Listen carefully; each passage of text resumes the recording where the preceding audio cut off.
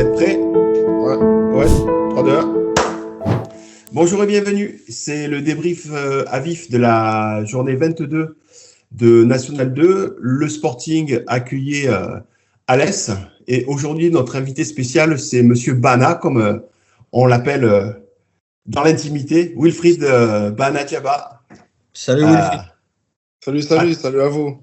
Attaquant d'Alès. Alors, c'est un homme heureux ce matin, Monsieur Bana, puisque Alès a gagné, a pris 3 points précieux dans une perspective de miracle pour un maintien.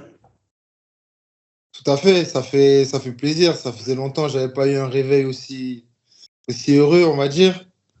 Là, pour une fois, ça a tourné en notre faveur. Il y a une issue favorable et vraiment, ça fait du bien. D'autant qu'elle arrive dans les ultimes secondes de la rencontre. Ouais, tout à fait. Ils ont eu un expulsé à la 75e minute, si je ne m'abuse. Après, on va dire c'est un petit peu le tournant du match. Mais avant ça, déjà, je pense qu'on doit se mettre à l'abri. Ouais, Cardinal fait de nombreuses parades et maintient le Sporting à flot. Ouais, vraiment, il a fait un très gros match. On a eu pas mal de situations pour ouvrir le score à la première mi-temps. On ne l'a pas fait, mais on a eu la force de ne pas abdiquer et ils ont fini par craquer vers la fin du match. Ouais. Justement, par rapport à Alès, c'est une équipe qui produit quand même du jeu, qui produit des choses et pourtant vous n'avez pas les résultats. Comment t'expliques ça? Ouais, franchement, c'est une année compliquée parce que c'est vrai qu'on n'a pas toujours été récompensé par la production de ce qu'on a fait durant les matchs. Et généralement, dès qu'on fait une erreur ou une demi-erreur, on le paye cash. Donc, c'est vraiment pas facile. Vraiment pas facile, ouais.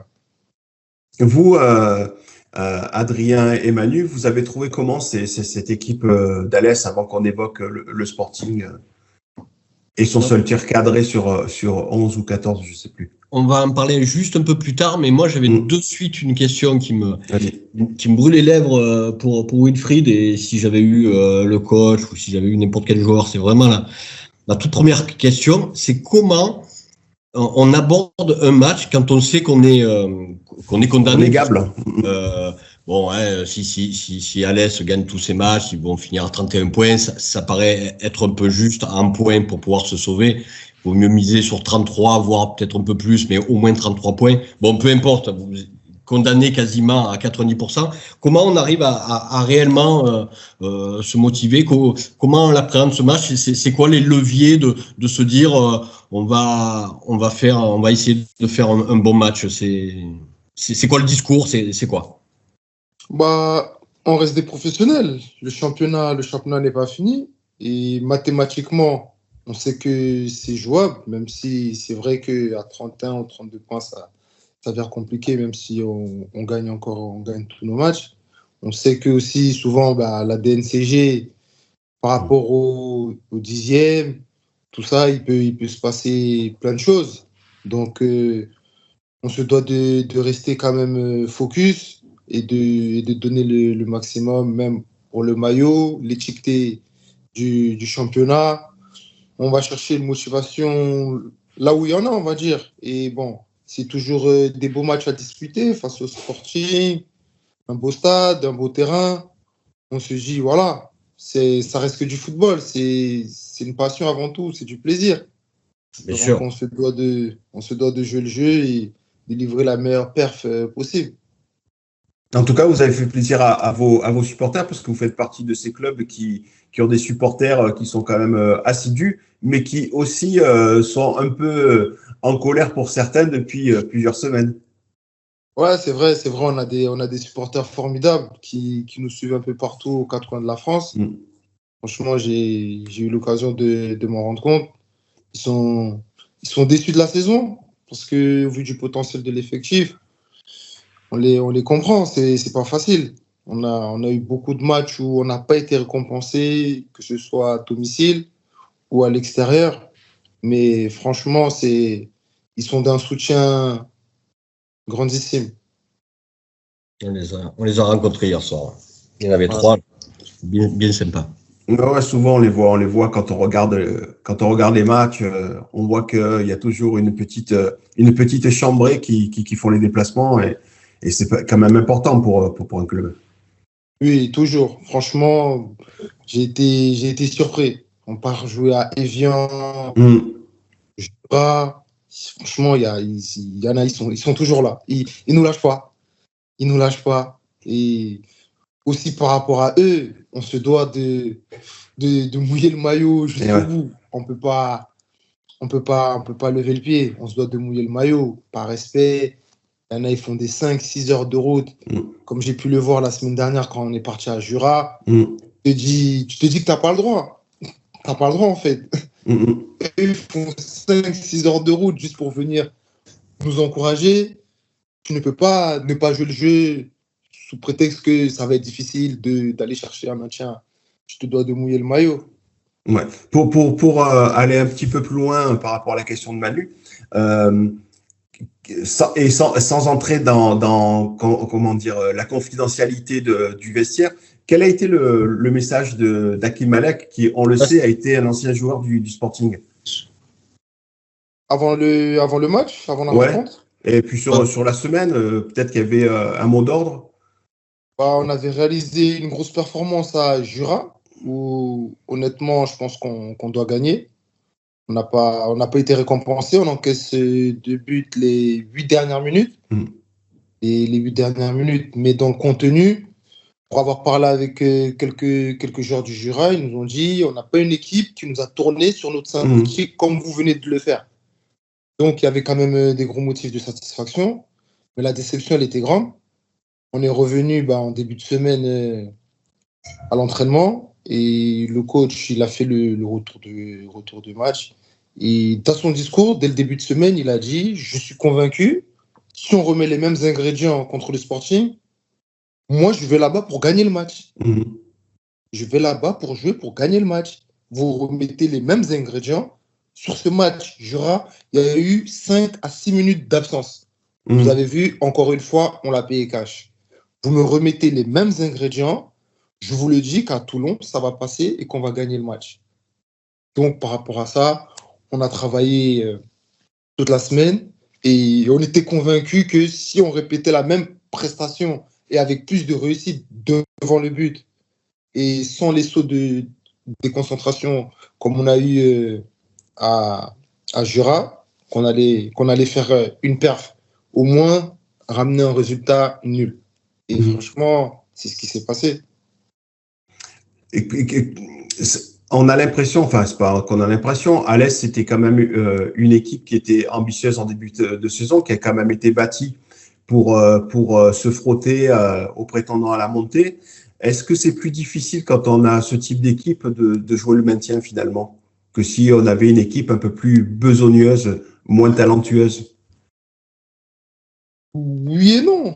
Parce que, bon, le discours du coach depuis le début de saison, il disait dans un premier temps, c'est d'aller chercher le maintien le plus rapidement.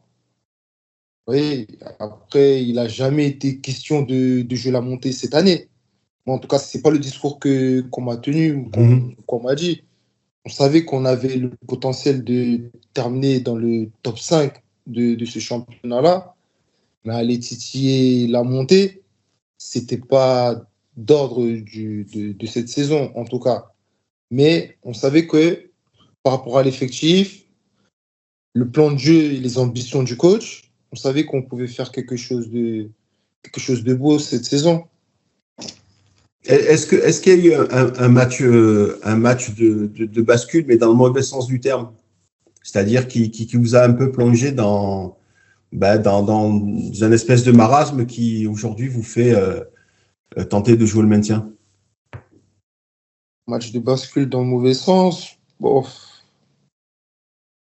Moi, je dirais plutôt, si je peux me permettre, est-ce que la Coupe de France, finalement, n'a pas été à un moment donné un peu un leurre? C'est-à-dire, vous avez fait un bon parcours en Coupe de France et peut-être un petit peu, et ça ne s'est pas converti avec le championnat. Et, je ne sais pas, est-ce qu'il n'y a pas eu une espèce de paradoxe là-dedans et ce bon parcours qui finalement peut-être vous fait plus de mal qu'autre chose, alors qu'il aurait peut-être pu vous servir, mais je sais pas, hein, j'essaie d'imaginer les choses. Je sais pas. Bon, peut-être inconsciemment, mais la Coupe de France, on sait dès le départ qu'on n'allait pas la gagner.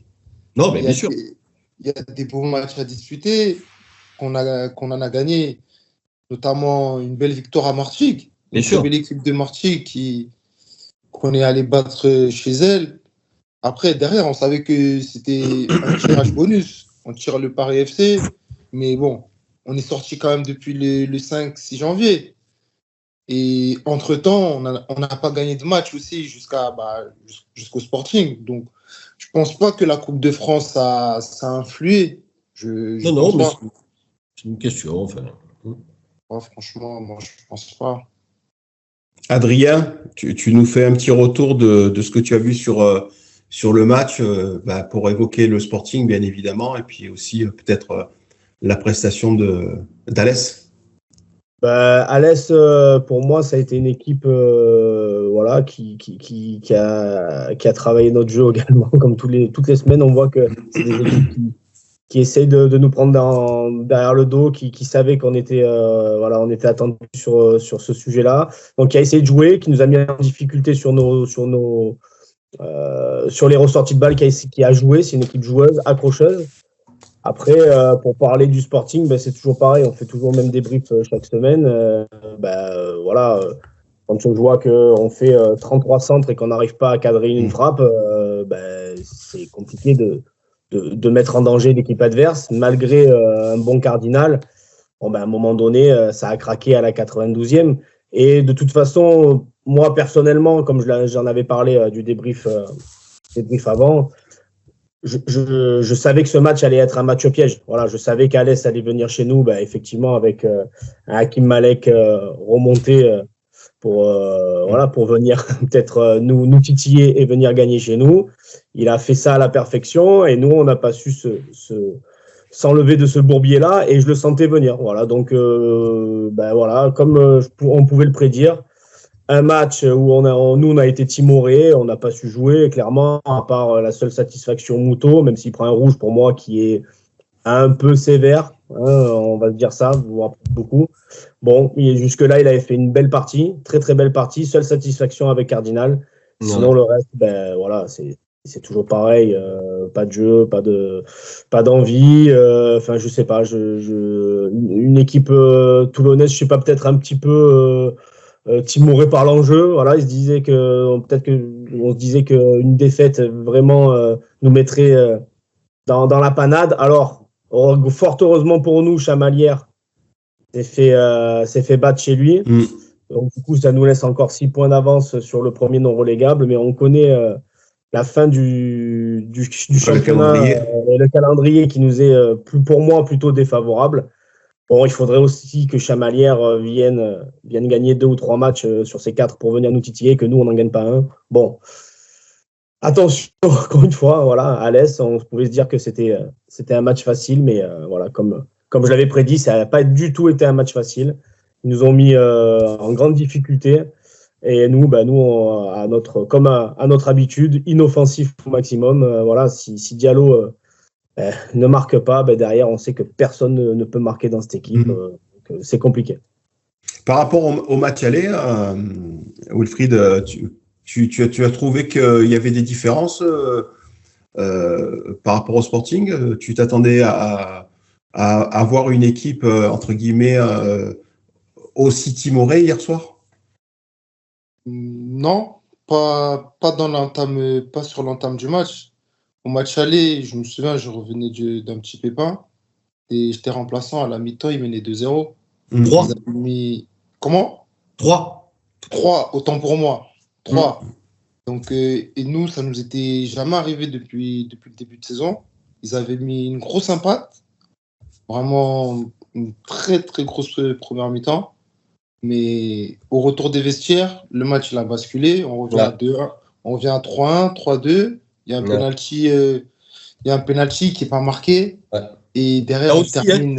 excuse-moi, je te coupe, mais ça a été un des gros points noirs hein, aussi. Ça, les pénaltys loupés, vous en avez eu un paquet. Hein. Et Oui, oui, je oui, pense, oui, oui. je crois, il n'y en a pas un contre Grasse aussi, si je dis pas de bêtises. Enfin, il y en a un très dernièrement là, dans un match important où vous loupez. Ça aussi, hein, c'est des signaux quand ça se répète qui sont pas bons, ça, hein, les pénaltys, quand on loupe les pénaltys. Hein. Ouais, c'est vrai, ça fait partie Alors, des un, points, ça peut points arriver, mais noirs. quand il y en a 2, 3, 4, c'est. Ouais. Oui, je pense qu'on en a loupé 3 en championnat. Ah, ça fait beaucoup. Oui, à Aubagne, à domicile contre Cannes et Oui, voilà, à domicile contre Cannes. Que je... Ouais, c'est ça. On en a loupé 3. Et c'est à chaque fois, c'était à des moments assez importants. Ouais. À Aubagne, ça doit nous rapporter à minima 1 point. On perd 1-0. Contre Cannes, 0-0. La gagne. Voilà, c'est la gagne. Et Toulon, ça aurait été de sauver ce. Parce que ce nul, si vous l'aviez arraché, il aurait eu une saveur de victoire. En étant mené 3-0, tu reviens 3-3. Au vu du scénario, ouais. Au vu du scénario. Ça aurait été super gratifiant. Hein. Ouais, c'est ça. Tout à fait. Malgré tout. Ouais, tout à fait. Manu, toi, ta vision sur la rencontre? Non, je ne vais pas l'évoquer parce que je vais me répéter. Hein. On a vu des joueurs qui sont alignés, donc il y a une espèce de, je sais pas, de fierté mal placée, de pas remise en cause, mais on dirait que Bertin, veut absolument contredire ses détracteurs et mettre ses hommes, alors que on voit. Hier, Fourier, ça a été une catastrophe. Et, il le sort à la mi-temps. Hein. Il a pris cher dans les deux tribunes, il a pris cher sur le chat, enfin tout le monde, il le sort à la mi-temps, mais pourquoi il était encore titulaire? Voilà, et je fais pas une fixette encore une fois sur Fourier. Moi, quand je dis ça, c'est pour, je cible Bertin.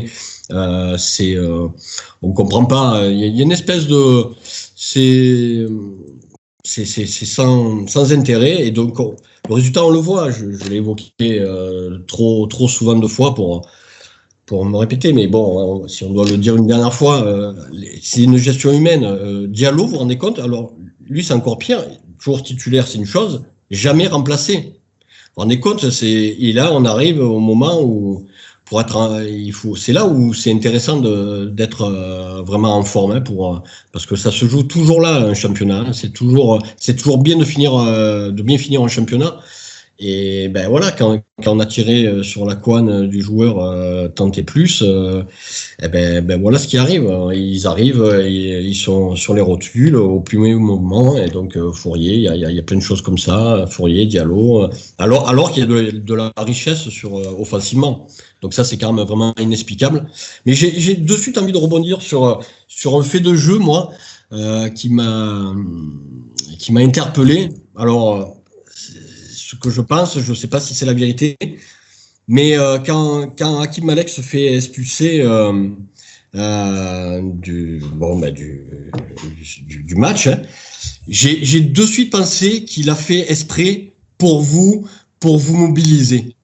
Dans un sens où il s'est dit, voilà, en faisant ça, ça va aider l'équipe à justement garder cette concentration et cette motivation sur la fin. Alors, peut-être il a la réponse, peut-être il n'a pas la réponse, peut-être, mais je peux pas m'empêcher de penser ça parce qu'il avait aucune raison, d'après moi, de s'engager avec un support. Je sais pas qu'est-ce qui s'est passé, moi j'étais de l'autre côté. Mais ce truc-là, pour moi, et peut-être je me fais des films, mais ça a été peut-être un élément important dans la victoire de l'AS hier. Mais peut-être peut-être que Bana, enfin voilà, peut-être que c'est tout totalement anodin, je ne sais rien, mais en tout cas, moi je pense que ça a pu peut-être peser pour toujours pour rester soudé, concentré et pas lâcher à la fin comme il a jamais été expulsé de la saison. Non, mais justement, peut-être que il a fait là, voilà, voilà, j'ai pensé à ça et si c'est le cas, je trouve que c'est très bien joué. Hein, mais peut-être Non, il était navré. Il était navré. C'est pas le genre du coach de nous a, entre guillemets, de nous abandonner comme ça dans un match, surtout où c'est important. Lui il connaît bien Toulon. Après, le coach, c'est un Marseillais aussi. Tout le monde sait qu'il a le sang chaud. Il faut pas, tribune ou pas tribune, faut pas le titiller n'importe comment.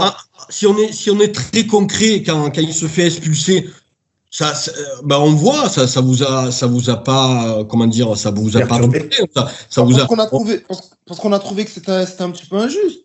Le mec, il est derrière, il se fait insulter, le coach qui lui demande mais qu'est-ce que tu racontes?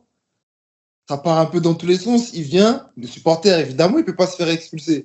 Il vient, il expulse le coach avec une facilité incroyable. On a trouvé ça comme c'était une petite forme d'injustice. Non, bien sûr. Mais peut-être qu'au final, voilà, comme je vous dis, c'est peut-être un élément qui a pu avoir son importance. Ouais, une injustice qui est peut-être un levier de motivation. Justement, ce sentiment d'injustice créé, c'est ça. Pour que vous ne lâchez pas, quoi. Ouais, peut-être inconsciemment dans les têtes, peut-être. Ouais. Là, la semaine prochaine, vous jouez l'Étoile Fréjus Saint-Raphaël, si je ne m'abuse, qui est l'équipe en forme là depuis 4-5 matchs et qui revient bien. Oui, ils sont sur une série de victoires, là, je crois, de 3-4 matchs. Ouais, 3 victoires, 1 nul, si je dis pas de bêtises. 3-4 matchs. Au match aller, il y a eu 0-0 là-bas. C'était un match fermé. C'était pas fameux, ouais. C'était un match très fermé. Avec une pelouse compliquée en plus. Avec une pelouse compliquée. Et à cette époque-là, ils étaient un petit peu en difficulté, donc ils avaient refusé un petit peu le jeu. Nous, on n'a pas le choix. Hein. C'est de reproduire des prestations comme on l'a fait face au Sporting, aborder avec le même état d'esprit, du moins. Et on a à domicile. Il y aura nos supporters qui seront là pour nous encourager. Et puis cette victoire qui peut faire du bien dans les têtes. Oui, tout à fait. Ça. Je pense qu'elle a fait beaucoup de bien. Mais maintenant, on doit la confirmer parce que le Sporting, pour perdre une semaine plus tard. Chez toi, ça serait dommage. Ça serait une bonne idée de gagner quand même pour casser la dynamique. Ça nous arrangerait parce qu'on les prend après, nous. Ah. Ouais, très dur de leur marquer un but, hein, l'Étoile. Ouais, c'est une équipe costaud. C'est une série aussi de 6 ou 7 matchs sans prendre un but. Ça, c'est des signaux toujours intéressants. Hein. Quand tu prends pas de but, c'est une bonne chose. Mais, même au début de saison, même quand ils avaient pas. Ouais, ils ont toujours été solides. Ils ont toujours été solides. Ouais. Une équipe très, très, très solide. Ouais. C'est une grosse défense et c'est surtout effectivement en attaque, en tout cas au niveau offensif où ça a pêché. Hein. Et maintenant, ils arrivent à marquer. Ouais, tout à fait. Maintenant, ils arrivent à marquer, ouais. Adrien, la semaine prochaine, le Sporting seront sur la croisette. J'espère qu'ils y vont pas pour faire bronzette. Franchement, écoute. Un match qui s'avère être compliqué, surtout, j'en parlais, j'en reparle, surtout dans la dynamique dans laquelle on est.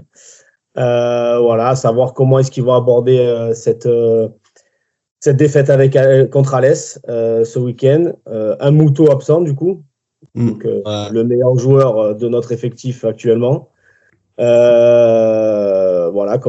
Comment est-ce qu'on peut aborder une rencontre aussi capitale à 4 journées de la fin. J'espère que l'effectif, que le staff se remettra en question. Mais bon, ça n'a pas été le cas depuis le début de la saison.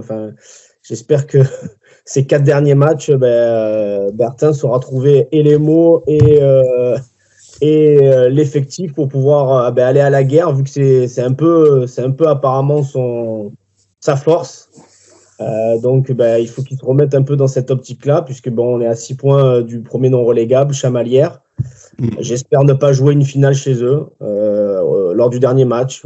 Après, ça dépend aussi de Chamalières. S'ils perdent 2 matchs sur les 4, on peut se dire qu'on sera sauvé. Et en se disant aussi que ce match contre Andrézieux là qu'ils viennent de perdre, ça leur a fait peut-être mal à eux aussi. Donc bon. Espérons que nous, on sache rebondir 1 ou 2 fois sur les 4 prochains matchs, c'est-à-dire une défaite, une victoire au moins sur les 4 prochains matchs nous permettrait d'être, je pense, sauvés. Mais il faudra aller la chercher. En sachant qu'on a Cannes, Fréjus et Le Puy aller. C'est certainement le match le plus abordable pour le Sporting la semaine prochaine à Cannes. En tout cas, je vois plus compliqué la réception de Fréjus et du Puy. Et Chamalières potentiellement un match match de, on va dire, de la guerre pour se sauver, donc qui peut être possiblement comme ça. Donc sur les 4 matchs, s'il y a peut-être un résultat à faire, d'après moi, c'est à Cannes qui a plus rien à espérer ni à craindre. Même si ils sont devant son porteur et évidemment qu'ils lâcheront rien, mais de but en blanc, ça me paraît. Mais pour espérer quelque chose, il faudra que Bertin fasse ce qu'il a fait il y a 1 an en arrière, savoir un peu mettre les gens, mobiliser tout le monde. Tout le monde, parce que là on voit les gars sur qui il compte. Il les a tellement épuisés que de toute façon, ils apportent plus rien. Donc après, s'il le fait pas, tant pis pour lui. Si c'est juste une question de fierté, il se vautrera et puis voilà. C'est ça qui fait un peu peur. Wilfried le disait tout à l'heure, au match aller notamment, ils avaient eu un très gros impact, notamment sur la totalité de la première mi-temps, ce qui faisait qu'on menait 3-0 là-bas. Mais aujourd'hui, notre impact, c'était notre force, hein. Notre impact, il dure 10 minutes. Ben oui, mais c'est normal. Et ils sont KO les gonzes. En fait, il n'y a pas eu de turnover, c'est toujours les mêmes qui jouent. Aujourd'hui, l'impact il dure 10 minutes, point final. Après, il n'y a plus rien, quoi. Ah ouais. Donc, jusqu'à la fin de la saison, je pense qu'à Chamalières, l'impact il sera de 3 minutes et demie et après, on subira pendant 90 minutes. Le non-travail effectué, si j'ose dire, on commence à vraiment sauter aux yeux quand on voit une équipe comme Alès qui était pourtant en très grande difficulté. On a vu que ça jouait bien au ballon et nous encore une fois à côté, ça devient, ça saute aux yeux de tout le monde. On voit qu'il n'y a pas de travail, qu'il n'y a pas de travail dans cette équipe et il n'y a pas eu de progrès tout au long de l'année et voilà le résultat, voilà où on en est. Donc il y a une forme de logique. On paye à la fin le fruit de son travail ou de son non-travail et là voilà. D'ailleurs, je tiens à dire que j'ai vu 2 matchs moi de Alès cette année. Vous avez gagné 2 fois. Donc si c'est le porte-bonheur, Manu. Si vous voulez gagner, peut-être que il faut inviter Manu la semaine prochaine. Faut m'inviter. Je pense qu'on va vous inviter la semaine prochaine alors. Je vais en parler au club. J'en ai peur. On va en parler au club, on va vous inviter la semaine prochaine. en tout cas, la semaine prochaine, il y a de sacrées affiches. Alors, bien sûr, tout en haut du classement, il y a Le Puy-Aubagne, qui peut être un vrai tournant pour l'équipe qui montera. Mais il y a aussi des affiches sur le bas du classement, hein, où Chamalières, tu viens d'en parler, Adrien, sera à Jura Sud. Il y a un certain Thonon-Évian face à Bourgoin. Il y a un Andrézieux-Toulouse qui a gagné pour la première fois de la saison 4-2 contre Thonon, justement. Non, c'est bon. La grande équipe de Toulouse, comme disait Bertin, parce que Bertin, il nous a quand même dit en conférence de presse que c'était une très meilleure équipe. La meilleure équipe du championnat. C'est drôle. Hein, et ce fameux Alès Étoile. C'est très drôle. Ouais, il peut y avoir pas mal de choses qui se décantent. Pardon. Ouais. Ah oui. Oui, mais c'est Toulouse. On pourrait te le retrouver. On pourrait te le retrouver. Hein. Oui, tu vas sur la chaîne du Sporting du championnat. Alors, il n'a pas dit comme ça, il ne faut pas exagérer, mais il a dit que oui, en tout cas, il a dit que c'était une très belle équipe, qui ne méritait pas son classement. Là aussi, moi, je trouve que c'est faux de dire ça, parce que bon, quand tu n'as pas gagné un match, c'est que tu mérites ton classement. Enfin, mais, après, c'est vrai qu'ils ont livré pas mal de bonnes prestations. Non, mais tout le monde le dit. Hein. Tout le monde dit que qu'effectivement, bon, on va dire que leur bilan reflète pas la qualité. Bon, très bien, mais en fait, une fois qu'on a dit ça, on peut pas dire non plus en faire trop non plus sur eux, puisque au final, à la fin, ils perdaient toujours. Donc bon. C'était pour embellir un peu la prestation médiocre qui avait gagné 3-3-2 ou 2-1 à l'arraché à la 95e. C'était pour dire ça, quoi. Bien sûr. Ah oui, d'accord. Messieurs, il va être l'heure de conclure. Alors, avant de laisser la conclusion à Wilfried, peut-être que Manu et Adrien avaient quelque chose à rajouter. Sinon, on donne le mot de la fin à Monsieur Bana. Non, bon, de toute façon, on a encore beaucoup d'émissions à faire, donc on va s'arrêter là. Si, il y avait un truc. Non, oui, je pense qu'il y en a un aussi qui a les oreilles qui sifflent là aujourd'hui, et je tenais à le dire, hein, c'est Guillaume Deville. C'est bien fait conspuer par la tribune. Bon, j'applaudis des deux mains parce que lui aussi on n'en parle pas, mais ça fait partie des personnes qui sont en échec, comment on dit, depuis si longtemps qu'on n'en parle jamais, alors que vraiment ça fait partie de ces personnes qu'il faudrait plus qui œuvrent au club, mais qui malheureusement œuvrent trop. Et puis ça fait pas. Voilà. Pourquoi aussi on en est là? Parce qu'il y a des Guillaume Deville et qui commencent à pas avoir bonne presse maintenant chez les supporters, et c'est plutôt une bonne chose. Adrien? Non, je veux juste te dire que j'ai hâte que cette saison se finisse, vraiment. Pour voir déjà comment elle se termine, avec qui et comment on va reprendre la saison prochaine et avec qui aussi. Donc voilà, j'ai hâte de tirer un bilan sur ça et de la meilleure des manières, hein, j'espère en N2 encore. Voilà. Mais moi je pense que oui, mais après c'est la prochaine, c'est voilà. Voilà. Monsieur Bana, ton mot de la fin? Tout d'abord, merci à toi, Nico, de m'avoir invité. C'est sympa d'échanger comme ça. Après, franchement, je nous souhaite à nous-mêmes et à l'ensemble du club d'aller chercher ce maintien, parce que on a beaucoup travaillé et on n'a pas souvent été récompensé, mais on a encore la possibilité de le faire. Moi, on m'a pas appris à abandonner et on va donner le maximum pour le faire.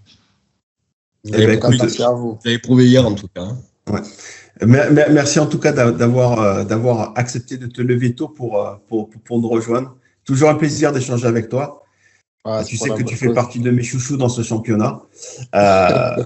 Donc, merci à toutes celles et ceux qui nous ont suivis. Et puis nous, on débriefera à la rencontre face à Cannes la semaine prochaine.